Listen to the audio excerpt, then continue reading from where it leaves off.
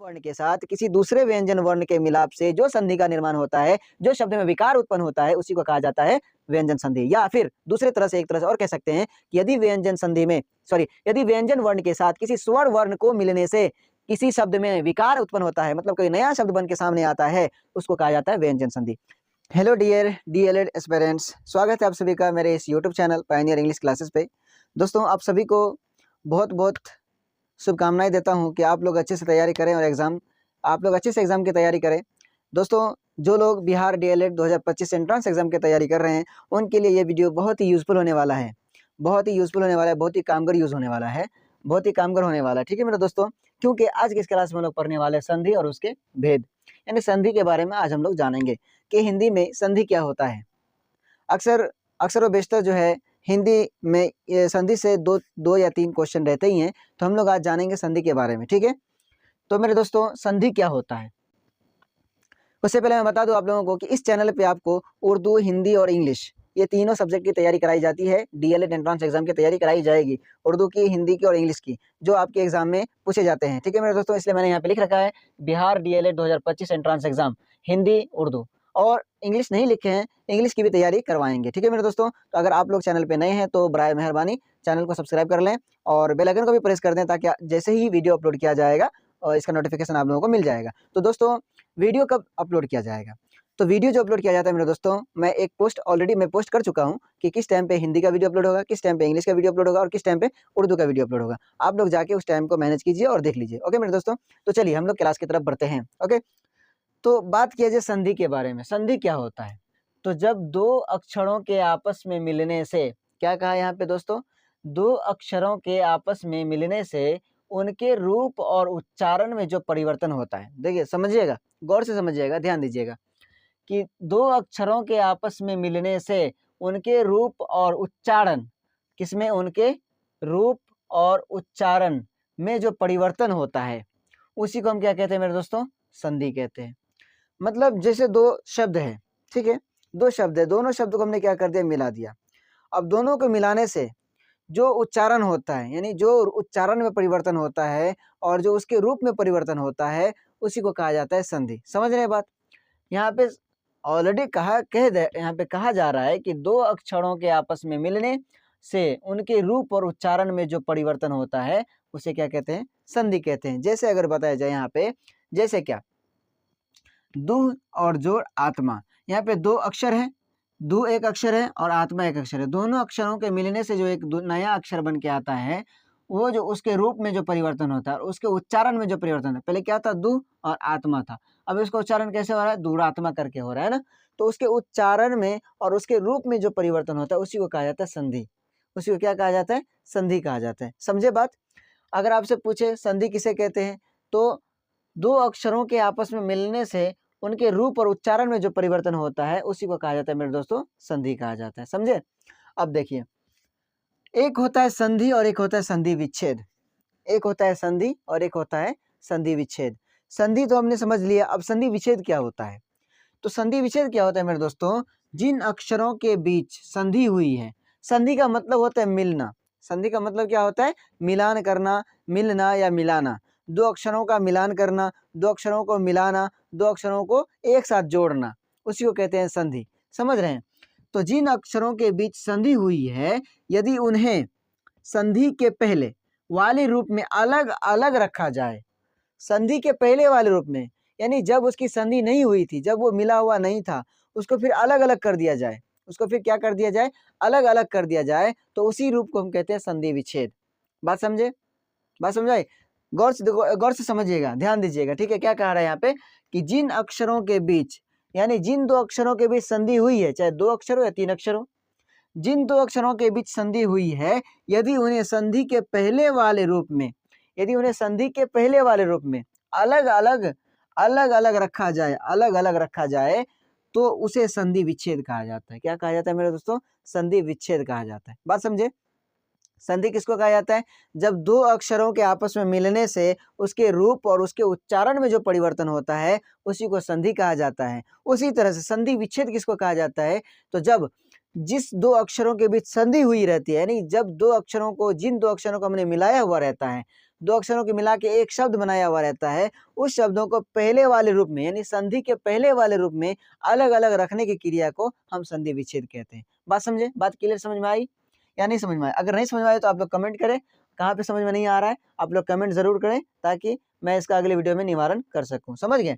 देखिए, तो जिन अक्षरों के बीच संधि हुई है, यदि उन्हें असंधि के पहले वाले रूप में अलग अलग रखा जाए तो उसे संधि विच्छेद कहा जाता है। क्या कहा जाता है मेरे दोस्तों? संधि विच्छेद का। जैसे कि मान लीजिए आप और आपके भाई हैं, ठीक है, आप और आपके भाई हैं, दोनों मिलके एक परिवार बना, या फिर आप और आपकी पत्नी, सपोज कि दोनों मिलके क्या बना, एक परिवार बना, या फिर आपके पापा और आपकी मम्मी मिलके एक परिवार बनाए, ठीक है। तो जब दोनों मिला तो उसको कहते हैं हम लोग संधि। जब दोनों मिला तो उसको क्या कहा जाता है? संधि। लेकिन जैसे ही दोनों को अलग किया जाए, दोनों में झगड़ा हो गया, दोनों के बीच क्या हो गया? झगड़ा हो गया। जैसे ही दोनों को अलग कर दिए उसको कहते हैं संधि विच्छेद। फिर से अलग अलग रूप में आ गया, तुम अलग मैं अलग, उसी को कहा जाता है संधि विच्छेद। बात समझे? चलिए आगे बढ़ते हैं। संधि के भेद। संधि के भेद, संधि के भेद किसे कहते हैं? संधि के टोटल 3 भेद हैं। संधि के कितने भेद हैं? संधि के 3 प्रकार होती हैं। संधि कितने प्रकार की होती है मेरे दोस्तों? संधि 3 प्रकार की होती है। याद रखिएगा, संधि 3 प्रकार की होती है। संधि कितने प्रकार की होती है? संधि 3 प्रकार की होती है। कौन कौन सी संधि होती है? एक होता है आपका स्वर संधि, एक होता है व्यंजन संधि, और एक होता है विसर्ग संधि। क्या होता है? 3 प्रकार की संधि होती है। कितने प्रकार की संधि होती है मेरे दोस्तों? 3 प्रकार की संधि होती है। एक होता है स्वर संधि, एक होता है व्यंजन संधि, और एक होता है विसर्ग संधि। ये तीनों प्रकार के संधि होते हैं। समझ गए? अब देखिए यहाँ पे गौर कीजिएगा कि स्वर संधि किसे कहा जाता है। यहाँ पे बात आती है, संधि तो 3 प्रकार हमने समझ लिया, हमने भैया यहाँ पे संधि भी समझ लिया और संधि विच्छेद भी समझ लिया। लेकिन संधि के जो 3 प्रकार हैं, एक होता है स्वर संधि, एक होता है व्यंजन संधि, और एक होता है विसर्ग संधि। तो स्वर संधि किसे कहते हैं? स्वर संधि कैसा होता है? तो स्वर संधि 2 स्वरों के आपस में मिलने से, यहाँ पे ध्यान दीजिएगा कि 2 स्वर किसे कहते हैं? स्वर किसे कहा जाता है? तो मेरे दोस्तों स्वर कहा जाता है वोवेल जिसका साउंड वोवेल की तरह निकलता है। समझ रहे? वोवेल को यानी कि स्वर को ही इंग्लिश में कहा जाता है वोवेल। तो वोवेल की तरह जिसका आवाज निकलता है, यानी कि अ आ से लेके अह तक, अ आ से लेके अह तक या फिर अ तक ले लीजिए, वहां तक जो साउंड निकलता है उसी को कहते हैं स्वर। समझ गए? तो स्वर संधि किसे कहा जाता है? तो 2 स्वरों के आपस में मिलने से, ध्यान दीजिएगा, किसको मिलने से? 2 स्वरों के आपस में मिलने से, 2 स्वरों के आपस में मिलने से जो रूप परिवर्तन होता है।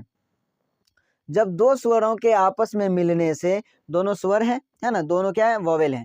दोनों क्या है? वोवेल है। अभी दोनों अलग थलग बैठे हैं, ठीक है, अभी दोनों अलग थलग बैठे हैं। मान लीजिए एक क्लास है, क्लास में हम लोग पढ़ने के लिए आए, पहले से एक वोवेल पहले से बैठा हुआ है, हम भी एक वोवेल हो गए। तो पहले दिन क्या होता है? किसी भी तरह का बातचीत नहीं होता है कि भाई नया स्टूडेंट है, छोड़ो इसको हटा। धीरे धीरे होते होते क्या हो जाता है कि दोस्ती हो जाती है ना, दोस्ती हो जाता है, फिर हम लोग क्या हो जाते हैं? मिल जाते हैं। तो ये भी स्वर है और हम भी स्वर हैं, दोनों स्वर जब मिल गया तो वो किसका निर्माण करेगा? स्वर संधि का निर्माण करेगा। समझ रहे बात? वो रूप जो परिवर्तन करेगा वो किसका निर्माण करेगा? स्वर संधि का निर्माण करेगा। समझे? बात समझे? यहाँ पे क्या कह रहा है?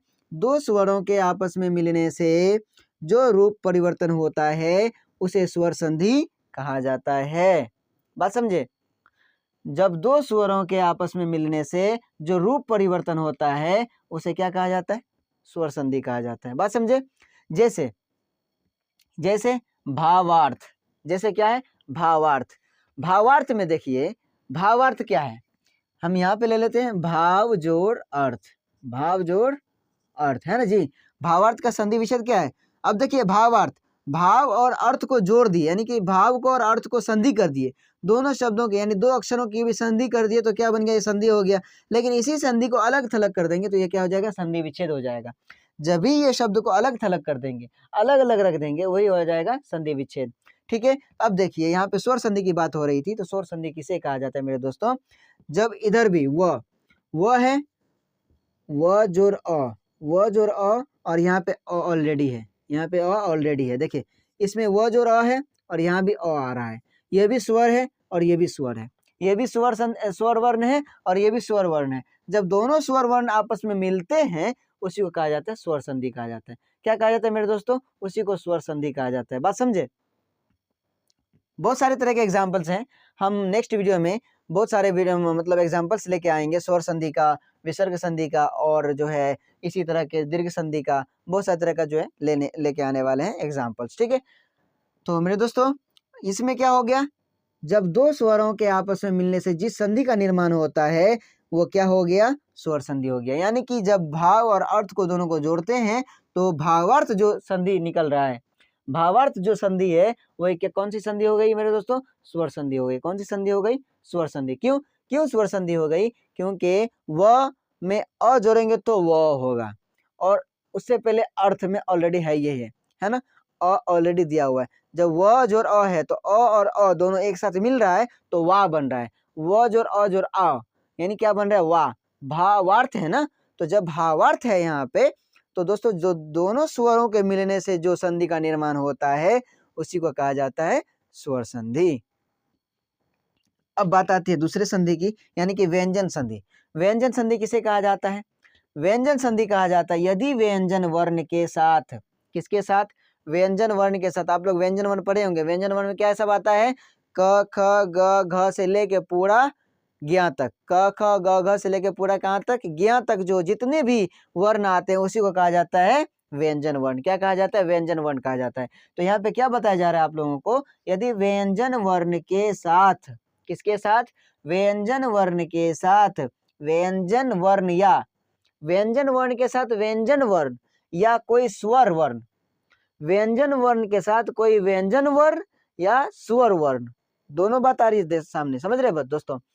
यहाँ पे स्वर वर्ण में क्या था, दोनों में फर्क जाने। स्वर वर्ण में क्या था कि सिर्फ और सिर्फ स्वर वर्ण के साथ स्वर वर्ण ही मिलेंगे, दोनों के साथ उसमें क्या रहेंगे, दोनों का दोनों स्वर वर्ण ही रहेंगे। लेकिन व्यंजन वर्ण में क्या है कि व्यंजन वर्ण के साथ कोई स्वर वर्ण आए या व्यंजन वर्ण के साथ कोई व्यंजन वर्ण ही आए, कोई दूसरा व्यंजन वर्ण ही आए, तो व्यंजन वर्ण के साथ व्यंजन वर्ण या स्वर वर्ण की संधि से कोई विकार उत्पन्न होता है, मतलब किसी अलग तरह का शब्द बन के आता है सामने, कोई विकार उत्पन्न होता है तो वह व्यंजन संधि कहलाता है।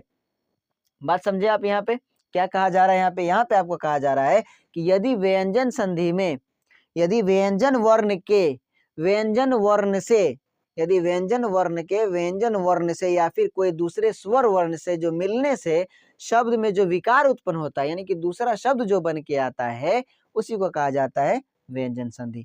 जैसे जैसे क्या, देखिए सत जोड़ गीत, यहाँ पे त जो आ रहा है, त जो आ रहा है, त क्या है, तो ऑलरेडी व्यंजन वर्ण है। तो क्या है मेरे दोस्तों, तो ऑलरेडी व्यंजन वर्ण है, तो क्या व्यंजन वर्ण है। और यहाँ पे ग, ग क्या है, ग भी एक व्यंजन वर्ण है। मैंने क्या कहा था, क से लेकर के ज्ञ तक, क से लेकर के ज्ञ तक जितने भी वर्ण इसमें आते हैं सभी कहलाते हैं व्यंजन वर्ण। क से लेकर ज्ञ तक क्या कहलाते हैं, व्यंजन वर्ण कहलाते हैं, समझ गए। तो जब त ये भी व्यंजन वर्ण है और ग भी व्यंजन वर्ण है, जब दोनों व्यंजन वर्ण के मिलने से जो संधि का निर्माण होता है, यानी कि कौन सी संधि का निर्माण हुआ, सदगति का निर्माण हुआ, सदगति का निर्माण हुआ, तो ये संधि कहलाएगा व्यंजन संधि। क्या कहलाएगा, व्यंजन संधि कहलाएगा।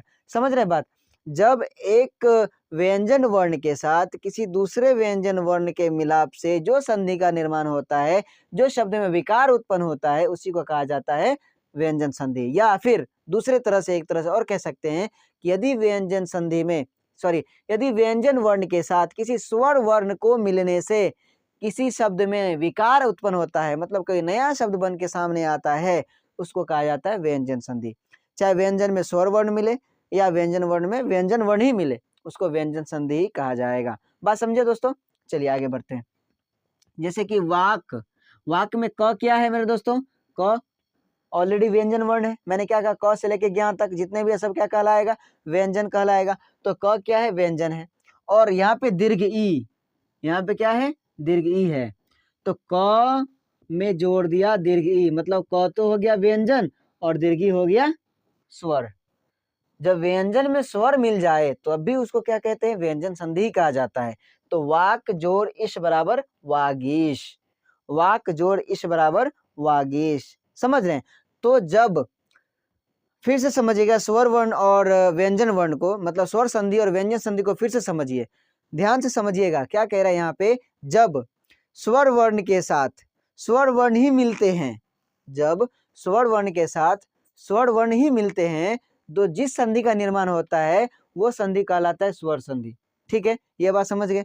लेकिन जब व्यंजन वर्ण के साथ व्यंजन वर्ण ही मिलते हैं तो जिस शब्द का निर्माण होता है वो कहलाता है व्यंजन संधि। अगर इसी व्यंजन वर्ण के साथ कोई स्वर वर्ण भी मिल जाता है तब भी कहलाता है व्यंजन संधि। मान लीजिए आप है और आपके मतलब कि पूरे तरह से आपके फैमिली मेंबर हैं, आप और आपके फैमिली मेंबर मिल गए तो स्वर संधि कहलाया, क्योंकि आप ही के परिवार का है। ठीक है, आप ही के परिवार का है।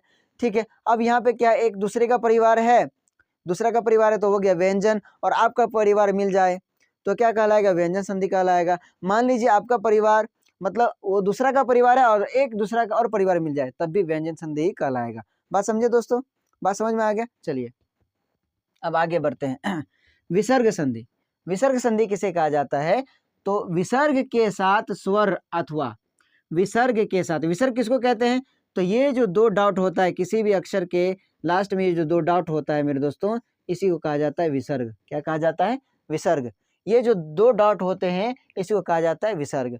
तो विसर्ग के साथ स्वर अथवा व्यंजन की संधि, विसर्ग के साथ चाहे स्वर हो या व्यंजन हो, चाहे स्वर हो या व्यंजन हो, व्यंजन की संधि विसर्ग संधि कहलाती है। क्या कहलाती है, विसर्ग संधि कहलाती है। जैसे यहाँ पे देखिए विसर्ग है, दू तो खैर ये तो अलग हो गया, उसके बाद विसर्ग है, तो विसर्ग के साथ यहाँ पे स्वर के साथ संधि हो रहा है, यानी कि आ के साथ संधि हो रहा है। आ क्या है, संधि है। कैसा संधि है, तो दीर्घ है। कैसा है, दीर्घ है। तो यानी विसर्ग के साथ आ के साथ मिल रहा है, विसर्ग और आ दोनों मिल रहा है तो ये क्या हो गया, विसर्ग संधि हो गया।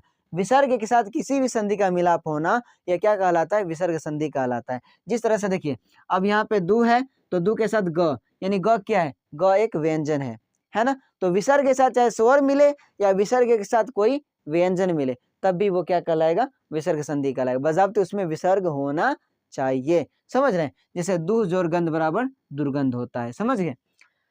अब देखिए स्वर संधि के भेद, क्या कह रहा है यहाँ पे, स्वर संधि के भेद।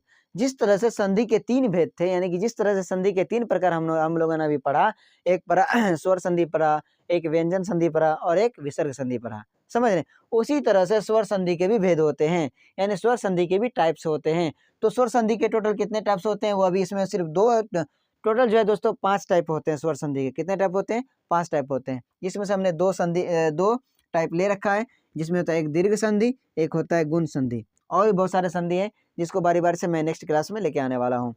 तो अभी इस क्लास में हम लोग समझ लेते हैं दीर्घ संधि क्या होता है। क्या, दीर्घ संधि। तो हर्ष स्वर का मतलब होता है अ, हर्ष ई, हर्ष उ, और उसके बाद ए, समझ रहे हैं। ये क्या कहलाता है, हर्ष संधि, हर्ष स्वर कहलाता है। क्या कहलाता है, हर्ष स्वर। हर्ष स्वर तथा दीर्घ स्वर मतलब आ, दीर्घ ई, दुर्ग उ, ऐ, समझ गए। तो हर्ष स्वर के साथ दीर्घ स्वर के मिलने से, हर्ष स्वर के साथ दीर्घ स्वर के मिलने से यदि स्वर या उसी जाति के दीर्घ स्वर की उत्पत्ति हो, क्या किसकी उत्पत्ति होना चाहिए, या जब हर्ष स्वर और दीर्घ स्वर एक साथ मिल रहे हैं तो मिलने के बाद यदि स्वर या उसी जाति के दीर्घ स्वर की उत्पत्ति हो तो उसे दीर्घ संधि कहेंगे। क्या कहेंगे, उसे दीर्घ संधि कहेंगे। जैसे देखिए यहाँ पे क्या है, भाव, यानी कि वह यहाँ पे हर संधि है और यहाँ पे हर संधि है। जब दोनों को हर संधि को मिला रहे हैं तो एक दीर्घ संधि का निर्माण हो रहा है। किसका निर्माण हो रहा है, दीर्घ संधि का निर्माण हो रहा है। जब दो स्वरों के मिलने से, दीर्घ स्वर या हर स्वर के मिलने से एक दीर्घ संधि का निर्माण हो, उसको कहते हैं दीर्घ संधि। या यहाँ पे देखिए, यहाँ पे र देखिए, र में हर्षी लगा हुआ है तो हर्ष संधि, और दीर्घी लगा हुआ है यानी कि दीर्घ संधि। तो हर्ष संधि और दीर्घ संधि, हर्ष स्वर और दीर्घ स्वर के मिलने से जो संधि का निर्माण होता है उस संधि को कहा जाता है दीर्घ संधि। क्या कहा जाता है मेरे दोस्तों, दीर्घ संधि कहा जाता है। बात समझे। अब देखिए एक होता है गुण संधि। तो गुण संधि किसको कहा जाता है, गुण संधि कहा जाता है यदि अ या आ के बाद, किसके बाद, याद रखिएगा, अ या आ के बाद, किसके बाद, अ या आ के बाद हर्ष ई, दीर्घ ई, हर्ष उ, दुर्ग उ, ये चारों टाइप का, हर्ष ई, दीर्घ ई, हर्ष उ, दुर्ग उ या री स्वर आता है, यानी अ के या बाद या आ के बाद, अ के बाद या आ के बाद, अगर अ के बाद ई आ रहा है या अ के बाद दीर्घ ई आ रहा है, अ के बाद हर्ष उ आ रहा है या अ के बाद दुर्ग उ आ रहा है, या फिर आ के साथ या फिर री के साथ, किसी के साथ भी हर्ष ई दीर्घी, हर्ष उ दुर्गु, ये सब आ रहा है, ये चारों टाइप के, ये चारों आ रहे हैं ना किसी भी तरह का, उसको कहते हैं दोनों के मिलने से क्रमशः ऐ या ओ का निर्माण होता है। जब अ और ई को मिलाते तभी ए बनता है, आ और ए को मिलाते तभी ऐ बनता है, समझ गए। तो ए और ओ का जो निर्माण होता है या फिर अर का निर्माण हो जाता है, उसी को कहते हैं गुण संधि। जैसे कि देव है, तो देव में क्या है, देव व जोड़ अ है, तो अ आ रहा है, उसके साथ क्या है, इंद्र, हर्षी आ रहा है ना, अ जोड़ हर्षी है ना। तो जब अ और हर्षी को मिलाते हैं तो किसका निर्माण होता है, ए का निर्माण होता है। और हर्षी को मिलाते किसका निर्माण होता है, ए का निर्माण होता है। तो देव जोड़ इंद्र बराबर क्या होता है, देवेंद्र होता है। यहाँ पे तो देवेंद्र होना चाहिए लेकिन नहीं, हर्षी है तो इसलिए क्या हो जाएगा, देवेंद्र हो जाएगा। जब देवेंद्र के बारे में पूछा तो ये कौन सी संधि है, तो देवेंद्र एक प्रकार का गुण संधि है। किस प्रकार का गुण संधि, किस प्रकार का संधि है, तो गुण संधि है। जैसे गण जोड़ ईश, तो यहाँ पे देखिए अड़ा, क्या आ रहा है, अड़ा आ रहा है, अड़ा में री आ रहा है, अड़ा मतलब कि आ रहा है, आ और ई, आ के साथ दीर्घी आ रहा है, जब दोनों को मिला रहे हैं तो क्या होता है, ऐ होता है। जब दोनों को मिलाते हैं तो किसका निर्माण होता है, ऐ का निर्माण होता है। यानी कि ग जोड़ ने जोड़ श बराबर गणेश है ना, तो गणेश ये जो संधि निर्माण हुआ, इस संधि को कहा जाता है गुण संधि। जैसे शीत है, त जोड़ अ, त जोड़ अ और उसके बाद दुर्ग उ है ना, त जोड़ अ उसके बाद दुर्ग उ है, दोनों को मिलने से जो संधि का निर्माण होता है शीतोष्ण हुआ, उसको कहते हैं गुण संधि। जैसे आ है यहाँ पे महाजोर ऋषि, यहाँ पे री आए, आ और री को मिलने से अरी होता है, अरी क्या होता है, अरी, तो जिसका निर्माण होता है उसको कहते हैं गुण संधि। क्या कहा जाता है, गुण संधि। तो मैं उम्मीद करता हूँ कि आप लोगों को ये वाला जो क्लास बहुत अच्छी तरीके से समझ में आ गया होगा।